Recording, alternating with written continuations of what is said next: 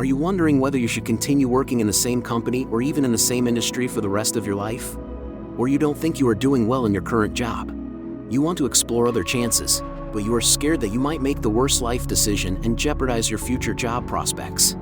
Indeed, you might be right. Wrong decisions could lead to tremendous issues in the future, especially if it leaves a bad record in your job history. But think about it. What if you continue staying in your unhappy job for the next 5 years? Most likely, you will feel more miserable because you will become much older to change jobs. Knowing the right steps can help you save a lot of time and money to achieve your career objectives faster. Now, I will share with you the 4 crucial tips so you can strategize your future job search better. Let's get started. First, your decision should always be for better career prospects, not running away from an unpleasant experience. My friends and family frequently tell me they want to leave the job because they can't stand the stress in the office. They are always looking out due to the high volume of work, crazy bosses, monsters in their office, and many other reasons.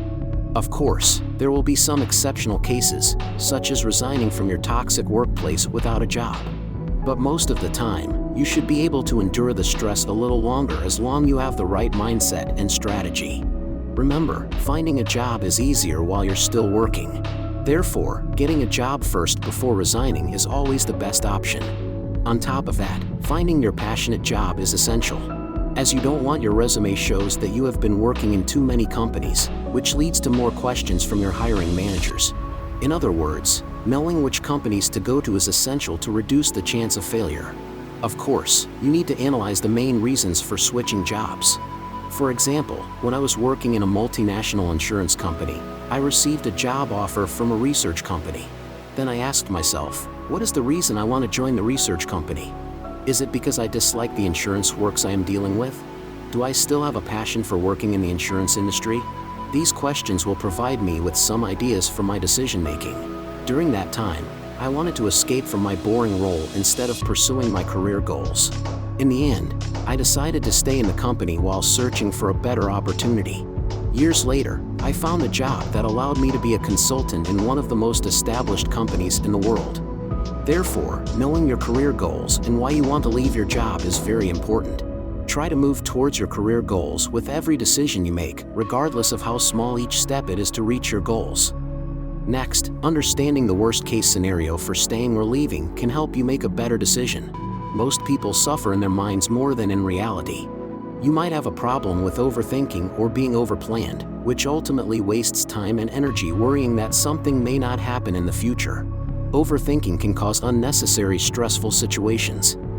One of the best ways is listing down all your fears and planning via the fear-setting method, which I learned from a famous book author, Tim Ferriss. It's one of the best tools that helped me set my fear before making any decision, especially when the options may lead to more pain than rewards. In short, this setting breaks into 3 parts and 3 columns. It starts by defining your fears for making the decision, which is the worst-case scenario, followed by the prevention that describes how you prevent it and how to repair it if something goes wrong. Let's start with an example of my consideration of whether I should accept the job offer. I started by listing out all my fears in the defined column, which consists of financial concerns, company culture, supervisors, and employee benefits. Then I list down the prevention I could do to avoid the issues from happening in the future. For example, how should I prevent my financial issues? I should have at least 6 to 8 months of savings to cover my monthly expenses before my resignation, just in case the future company is not the right fit for me. After that, I write my strategy to fix the situation when I can't prevent it, which is to work with a lower salary. Similarly, I did the same for the rest of my fears. This tool best measures the fears, downsides, and risks of your decision. Conversely, goal setting can help you set your objective. Once I listed all fears, prevention, and repair strategies, I had a clearer mind to make the best decision. If you want to know about how I did the fear setting when I had my job offer back then, please let me know in the comment, like the video, and subscribe to my channel. I will upload another video on how I used fear setting for job offers decisions. Don't aim for a higher salary only.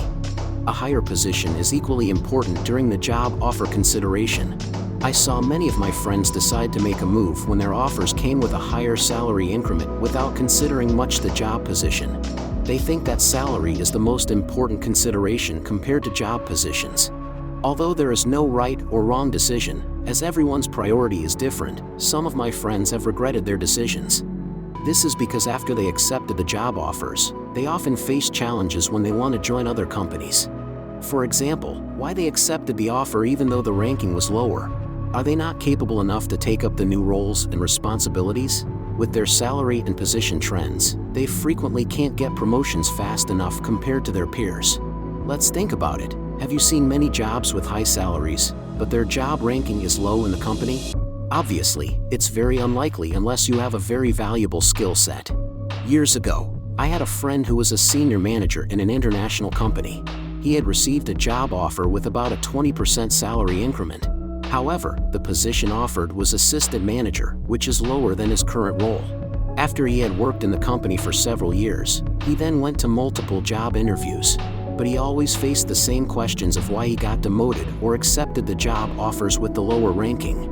He then told me that position is crucial as his employers always look for someone capable of taking up more responsibilities. Fortunately for him, he can still achieve his career goal with the sacrifice of extra few years. So income shouldn't be your only consideration unless you are in a very critical condition. Always consider the position offered in the long run to achieve your desired outcome, not to mention other fringe benefits such as insurance coverage, glasses or dental claim and more as a whole package. Let me reiterate that it's a very personal decision, as everyone's situation is different. But generally, income shouldn't be your only consideration. If you know the enemy and know yourself, you need not fear the result of 100 battles. Of course, I am not asking you to have a war with your future colleagues. You shouldn't focus so much on whether the company has bean bags and free coffee in their office. The right due diligence is more crucial before you join the company. Without sufficient information about the company can lead to a stressful moment in future work. So, before accepting the offer, you should try to find out about the leadership styles and culture. Do they have long working hour or work-life balance? What are the benefits and challenges of the company? If the boss is micromanaging and want to know everything about you, including what toothpaste do you use?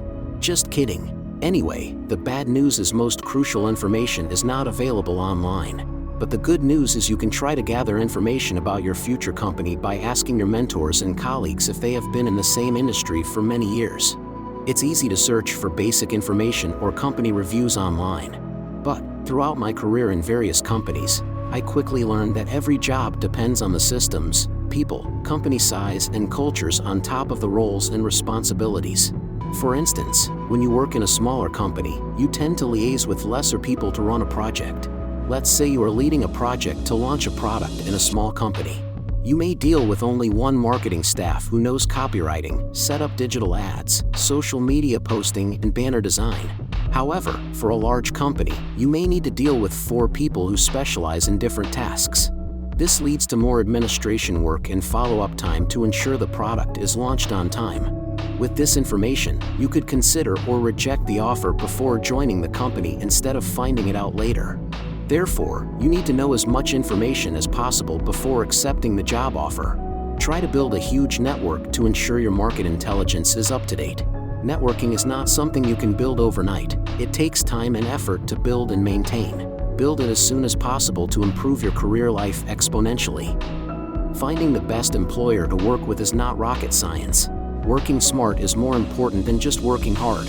My strategies have helped many men to expand their chances and get a promotion faster than their peers. If you have already found a dream company that you want to join, but you have many fears and what if in your head, check out the video here to learn 4 important points you must know before accepting any job.